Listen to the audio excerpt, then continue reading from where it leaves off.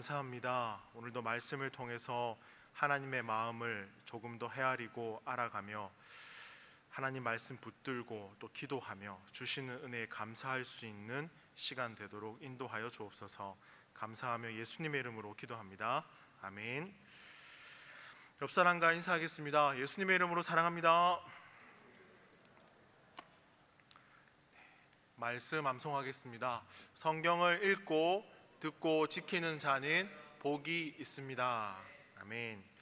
자, 오늘 함께 읽었던 창세기 39장 1절에서 6절 말씀을 가지고요, 충성이라는 제목으로 말씀을 전하고자 합니다. 여러분 혹시 살아오시면서 누구에게 충성을 해보신 경험이 있으십니까? 충성의 사전적인 의미는 진정에서 우러나오는 정성입니다. 진심. 여러분, 충성을 하게 되면 보이는 것이 있습니다. 그 사람이 뭘 원하는지, 뭘 하고 싶은지 말을 하지 않아도 보게 된다라는 것입니다. 여러분, 그래서 저는 개인적으로 이런 질문을 한번 던져봤습니다. 여러분도 한번 생각해 보시면 좋겠습니다. 나는 충성하는 사람인가? 그렇다면 누구를 위해 충성을 하는가?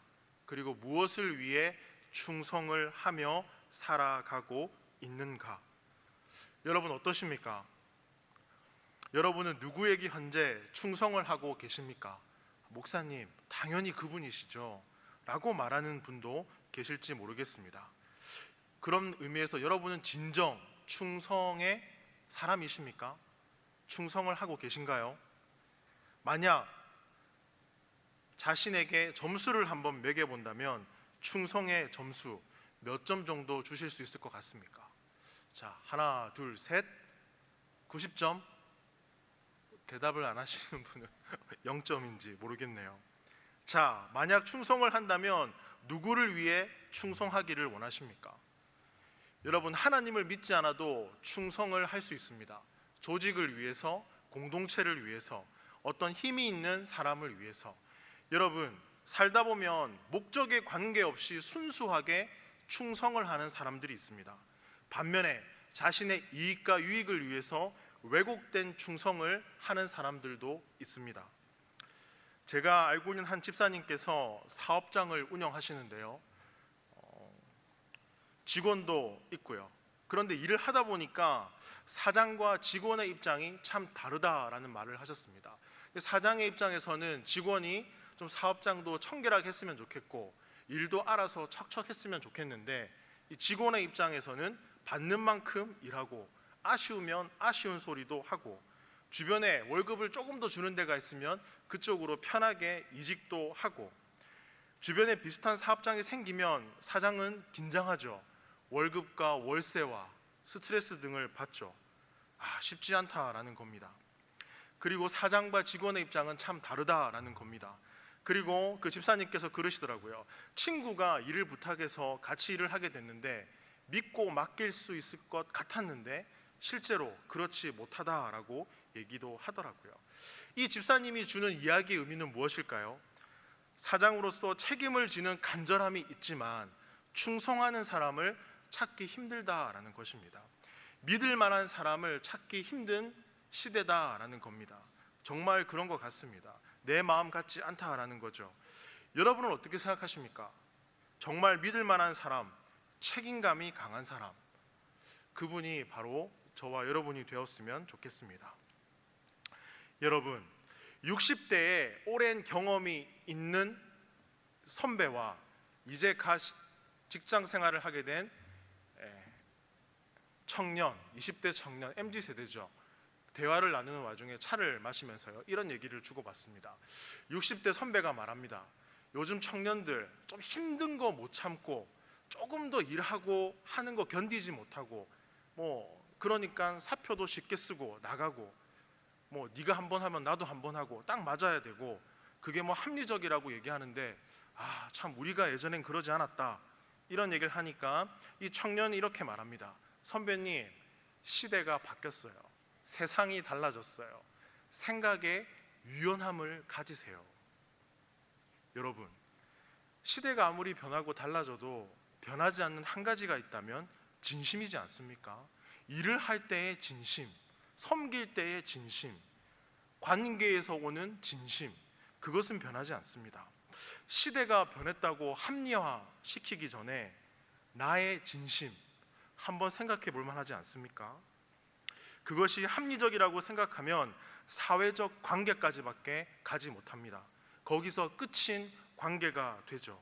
그래서 우리는요, 사회생활을 하게 되면 사회적 관계에 머무르는 상황을 많이 마주합니다.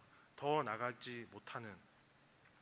자, 여러분, 저는 오늘 창세기 39장에서 정말 믿을 만한 사람 한 사람을 소개하고 싶습니다. 목사님, 누구인가요? 궁금하시죠? 39장의 주제를 압축하면요, 이렇게 됩니다. 충성하는 요셉, 믿을 만한 요셉. 또 한편으로는요, 잃어버린 억울한 세월 13년. 요셉이 귀한 아들에서 종으로 노예의 삶을 살았던 13년의 삶의 이야기. 이야기는 이렇습니다. 요셉의 형들이 요셉을 시기합니다. 그러던 어느 날 한 번은 이 요셉을요, 구덩이에 떨어뜨리고 이 녀석을 죽일까 말까 형들이 고민합니다. 결론을 내리죠. 죽이지 말고 팔자. 그래서 이스마엘 상인들에게 자기 동생을 팝니다. 요셉은 애굽으로 가게 되죠. 그 애굽에서 보디발 장군의 손에 넘겨지게 됩니다. 자, 여러분 1절 말씀을 다 같이 한번 읽어보겠습니다. 특별히 1절 말씀을 다시 읽으시면서 어떤 단어에 집중되는지, 또 어떤 단어에 눈이 가는지 한번 살펴보시면서 읽었으면 좋겠습니다. 요셉이 이끌려 애굽에 내려가매 바로의 신하 심리대장 애굽 사람 보디발이 그를 그리로 데려간 이스마엘 사람의 손에서 요셉을 사니라. 여러분, 저는 특별히 이 1절 말씀을 보면서 이스마엘 사람의 손, 이 이스마엘 사람의 손에 집중하게 되었습니다. 요셉은 형들의 손에서요, 이스마엘 상인의 손으로 넘겨집니다. 즉 요셉의 미래와 내일은요, 누구의 손에 달렸을까요? 바로 이스마엘 상인의 손에 달렸죠. 요셉은 애굽으로 가서 이스마엘 상인의 손에서 보디발 장군의 손으로 넘겨집니다. 이제 요셉의 꿈과 미래는 누구에게 달렸습니까? 보디발 장군의 손에 달렸죠. 바로 이 손, 형들의 손에서 이스마엘 상인의 손으로 넘겨지고 이 상인의 손에서 보디발 장군의 손에 넘겨지고. 여러분, 손은 힘을 의미합니다. 권력, 파워, 책임, 소유, 이런 표현 있잖아요. 내 손 안에 있어. 저 녀석 손 좀 봐주자. 무슨 의미인지 좀 아시겠죠? 요셉은 여러 사람의 손을 거칩니다. 막막하고요, 내게 미래가 있을까, 소망이 있을까. 팔려갔을 때에는 요셉의 이 목숨이 이스마엘 상인의 손에 있는 것 같습니다. 이스마엘 상인의 손에서 보디발 장군의 집으로 팔려갔을 때는 또 요셉의 목숨이 보디발 장군의 손에 있는 것 같습니다. 그런데요, 성경은요, 그렇게 말하지 않습니다. 성경은 반복해서 우리에게 이렇게 말합니다. 창세기 39장을 보십시오. 1절 초반에 보시면 여호와께서 요셉과 함께 하심으로, 3절 초반에 보시면요, 여호와께서 그와 함께 하심을 보며, 23절 후반절에 보시면 여호와께서 요셉과 함께 하심이라. 말씀에서 계속 확인할 수 있듯이 요셉의 삶과 미래를요, 사람들이 주관하지 않는다라고 성경은 우리에게 계속해서 증언하고 있습니다.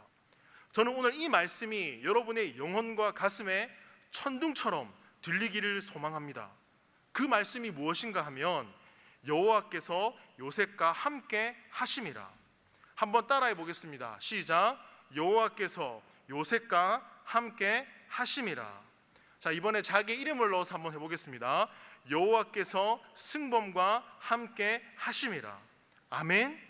저는 이 말씀이 여러분의 영혼과 가슴에 깊이 뿌리 내리기를 소망합니다. 누가 함께 하신다고요? 하나님께서 영원히 함께 하신다.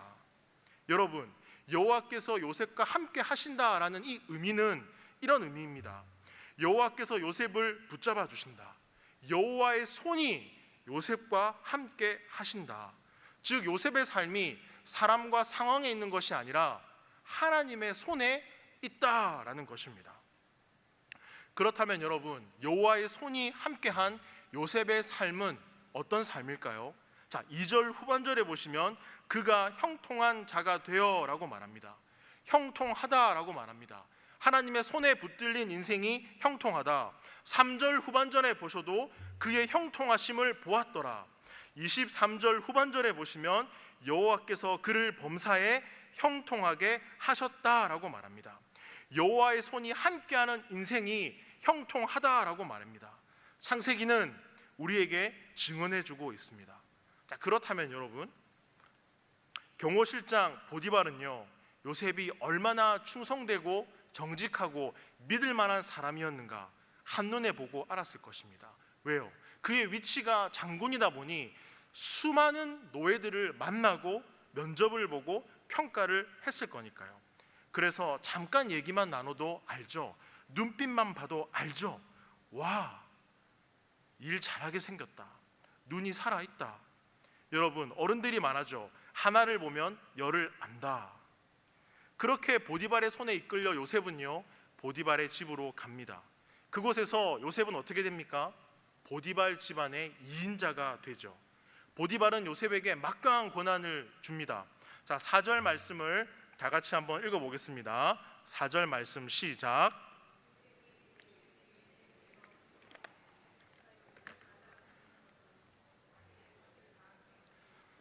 아멘. 자, 경호실장 보디발이요, 자기 집에 있는 모든 권세를 누구에게 줍니까? 요셉에게 줍니다. 여러분, 성경은 이렇게 말합니다. 요셉에게 주었다라는 표현을요, 요셉의 손에 넘겨 주었다라고 말합니다. 여러분, 이 표현이 재미있지 않습니까? 요셉의 손에 넘겨 주었다. 지난날 구덩이에 갇혔을 때 요셉의 목숨이 형들의 손에 달려 있었거든요. 이 형들의 손에서 이스마엘 상인의 손으로 또 넘어가게 됩니다. 이 이스마엘 상인의 손에서 보디발 장군의 손으로 또 넘어가게 됩니다. 요셉은요, 파리 목숨과 같은 삶을 살았습니다. 힘도 없고 능력도 없고 백도 없고, 그런데 요셉의 삶은요, 앞이 보이지 않는 인생이다라고 이야기할 수 있습니다. 그런데 재미난 것은 남들의 손에 달렸던 이 요셉의 삶이 이제 자신의 손에 많은 고난이 들어오게 됩니다. 경호실장 보디발은 요셉의 손에 막강한 고난을 쥐어주죠. 자, 여러분, 우리가요, 남들의 손에 있을 때는 열심히 일하고 최선을 다합니다. 그러나 내 손에 권력이 들어오고 재산이 들어오고 뭔가 누리게 되는 순간 내 삶의 기준이 무너지고 타락한 인생이 되기도 하죠. 주변에 이런 일들은 비일비재합니다. 예를 들어 보면 정치적으로 줄을 이루는 사람이 있으면 측근들이 거기에 우르르 벌떼처럼 들러붙죠. 그것이 자신의 것처럼 여기고 누리려고 하죠. 초심을 잘 간직한 분들이 별로 없다라는 겁니다. 여러분, 신앙인들도 마찬가지입니다. 조금 잘 나갈 때 하나님을 잊고 믿음의 길에서 떠나기도 합니다. 여러분들에게 묻고 싶습니다. 여러분이 처음 만났던 예수 그리스도, 그분과의 그 뜨거웠던 열정적이었던 감사했던 그 만남, 지금도 계속해서 유지하고 계십니까? 그 주님을 생각하면 가슴이 뜨거워지고, 주님, 주님, 눈물이 흐르고 그러시리라 믿습니다. 아멘. 아무도 아멘을 안 해주시네요. 여러분, 초심을 우리는 잃어버리기가 쉽다라는 겁니다. 자, 그런데 여러분, 요셉의 손에 고난이 주어지고 이제 누릴만 하고 살 것 같은데, 여러분, 인생에서 위기란 이럴 때 찾아옵니다. 형통한데 불안해요. 평안한데 불안해요. 아니나 다를까 경호실장 보디발의 아내가 요셉을 주목하기 시작합니다. 자, 7절 말씀 다 같이 한번 읽어보겠습니다. 그 후에 그의 주인의 아내가 요셉에게 눈짓하다가 동침하기를 청하니, 동침이 무슨 의미인지 아시죠? 잠자리를 같이 하자라는 의미입니다. 솔직히 이 의미가 그렇게 와닿지 않습니다. 공감이 힘들고요. 그래서 이렇게 한번 제가 바꿔봤습니다. 여러분, 여주인이 아니라 여주인의 딸로 생각해 보십시오. 미스 애굽, 미스 이집트. 자, 우리 형제님들에게 묻겠습니다. 미스 이집트인 이 여인이 우리 함께 어디 놀러 갈까요? 형제님들 어떻게 하시겠습니까? 남자분들, 사업이 힘들다고 들었어. 오빠 걱정하지 마, 내가 사업 자금을 대줄게. 오빠 차가 너무 오래된 것 같아. 내가 바꿔줄게. 편하게 살면 돼. 같이 여행 갈까? 여러분 어떻게 하시겠습니까? 자, 상황을 바꿔서 여성분들에게 묻겠습니다. 여주인의 아들입니다. 미스터 이집트. 자, 미스터 이집트인 이 사람이요, 요즘 힘들다고 들었는데 뭐 필요한 거 없어? 내가 채워줄게. 더 공부하고 싶어?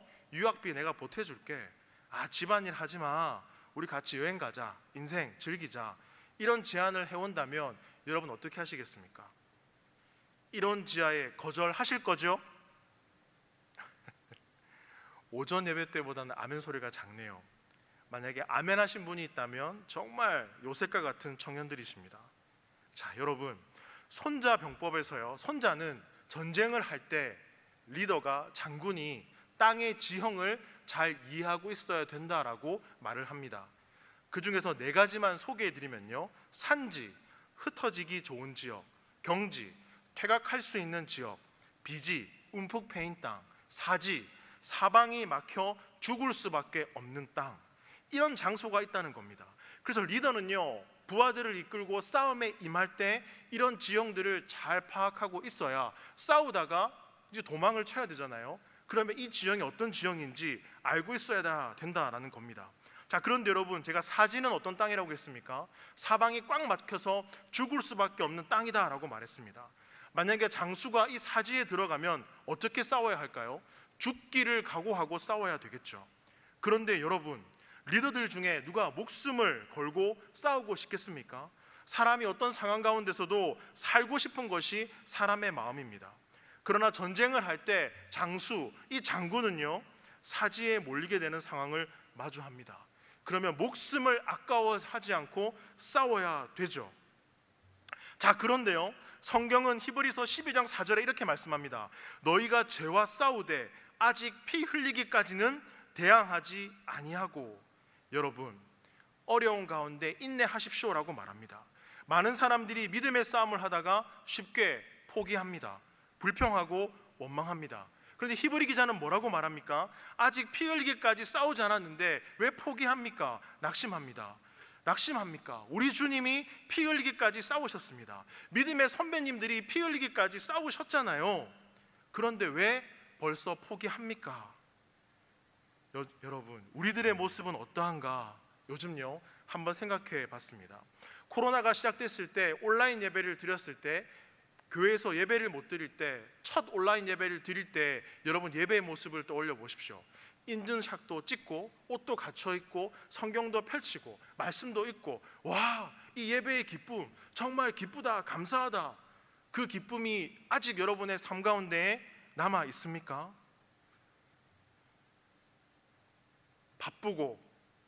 바쁜 그 시간들 가운데에, 그래, 오늘은 뭐 온라인 예배 드리지, 그냥 그저 드려지는 예배니까 예배 앞에서 앉아서 예배하고 어떤 기대감도 없고 그렇게 예배하는 우리의 모습들 있지 않습니까? 말 한마디 때문에 상처받았다고 교회를 떠난다고 하시는 분들, 그 사람이 봉사하는 꼴을 못 보겠어요. 나도 열심히 섬기고 봉사하는데 왜 나는 안 알아줘요? 이 공동체에 사랑이 없는 것 같아요. 이렇게 얘기하시고, 피 흘리기는커녕 조금만 상처받으면 못하겠다, 교회 떠나겠다, 사랑이 없다. 그런데 여러분, 이와 같은 분들은 이렇게 표현할 수 있을 것 같습니다. 제 딸이요, 둘째가 3살인데요, 잘 쓰는 말 3마디가 있습니다. 싫어, 안 먹어, 안 할 거야. 이런 신앙에 머물러 있는 분들은 어린아이와 같지 않습니까? 싫어, 안 해, 하고 싶은 것만 하려는 것들. 이 정도로 믿음의 이 길을 걸어가고 있는 건 아닌가? 좀 담대하고, 좀 가슴도 좀 넓고, 편견도 없고, 좀 품을 수 있고, 이런 우리의 삶이 좀 되기를 소망해 봅니다. 여러분들이 그렇다는 게 아니라 우리 주변에 있는 교회의 이야기입니다. 자, 여러분, 궁극적으로 우리가 싸워야 될 대상은요, 히브리서 12장 4절에서 말합니다. 너희가 죄와 싸우되, 죄와 싸우라 라고 말씀합니다. 죄와 싸우라는 이야기입니다. 그러면 죄와 싸우라는 이 이야기는 무슨 의미입니까? 첫째로요, 자기 자신과의 싸움입니다. 두 번째로 사단의 권세의 싸움입니다.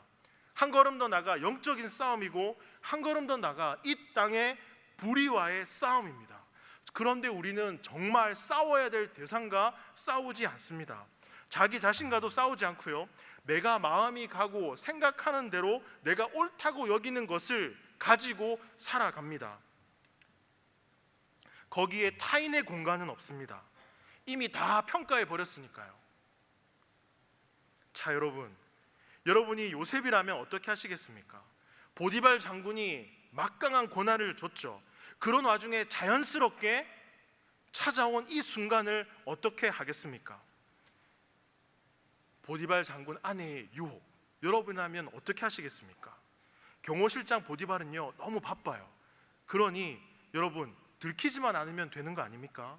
얄팍한 생각으로 즐기면 되지, 어떻게 찾아온 기회인데.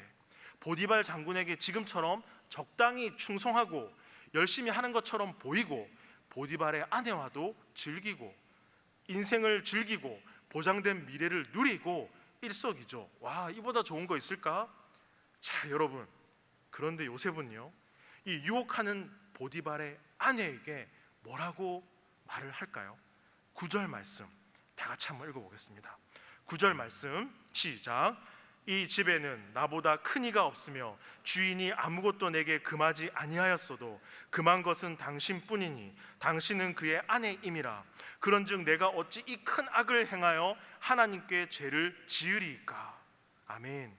여러분, 이 말을 두 단어로 요약할 수 있습니다. 아니요, 두 문장으로요. 여러분, 이것은요, 저는 보디발 장군에 충성하는 사람입니다, 저는 하나님께 충성하는 그리스도인입니다 라고 요셉은 지금 이야기하고 있습니다.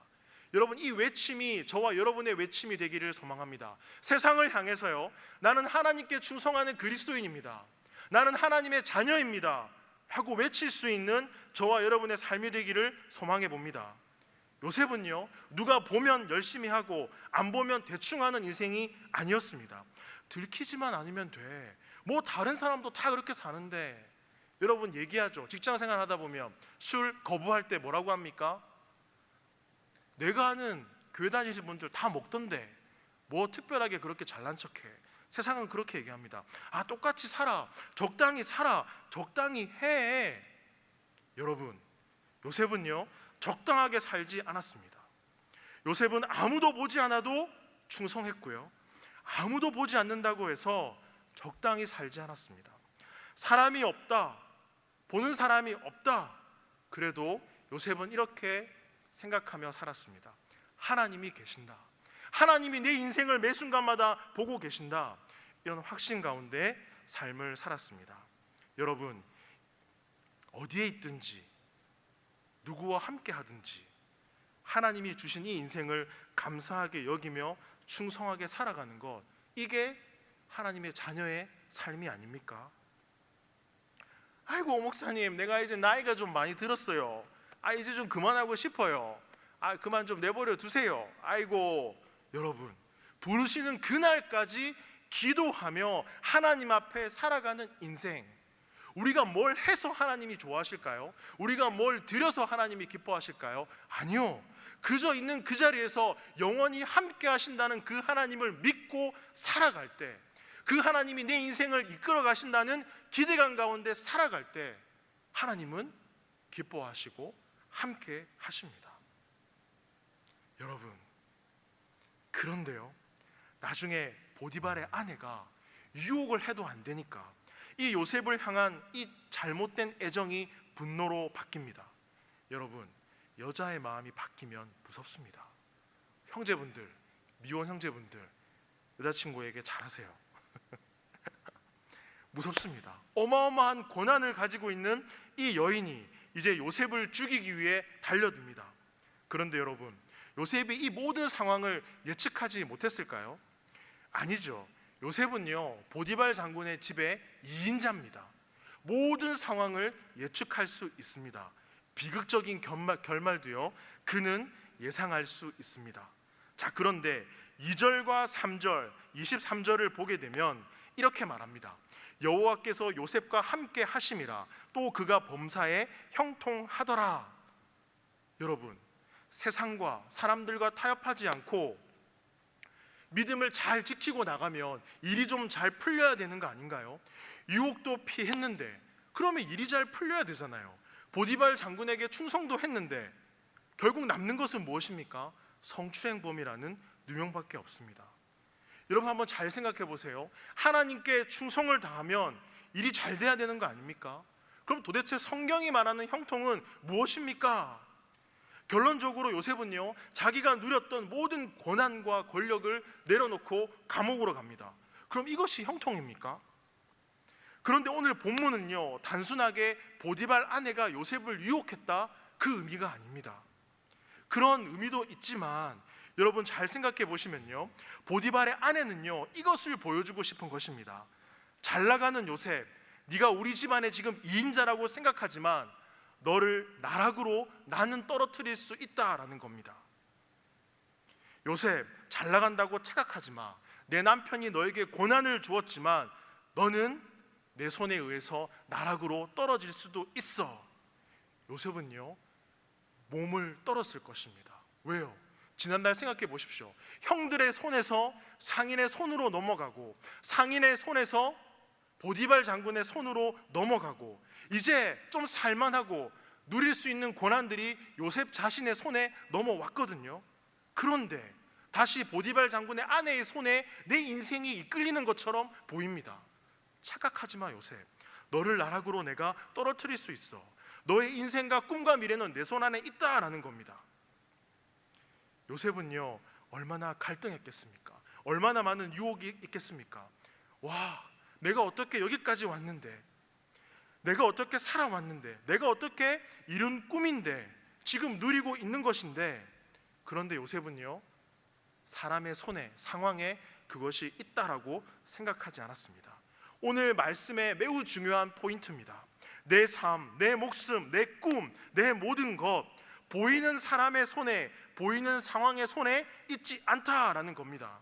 여러분, 사람들의 손이 요셉의 삶을 주관하는 것처럼 보입니다. 그렇게 볼 수 있어요. 그런데요, 요셉은 그러하실지라도 하나님의 손이 나를 이끄신다, 하나님의 손이 내 꿈과 미래와 소망까지 주관하신다, 이런 확실한 믿음이 있었습니다.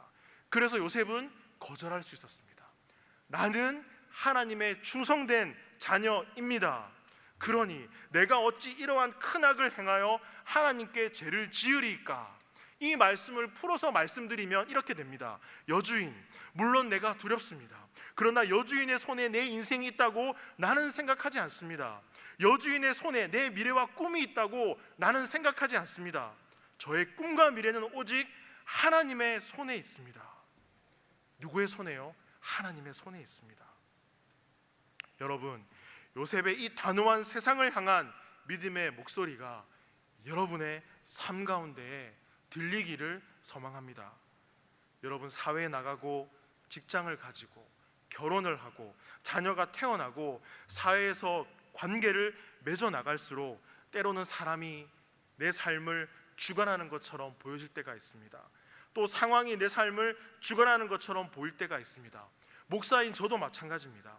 때로는 눈앞에 보이는 선배 목사님들, 보이는 교회가, 보이는 세상이 저를 주관하는 것처럼 보입니다.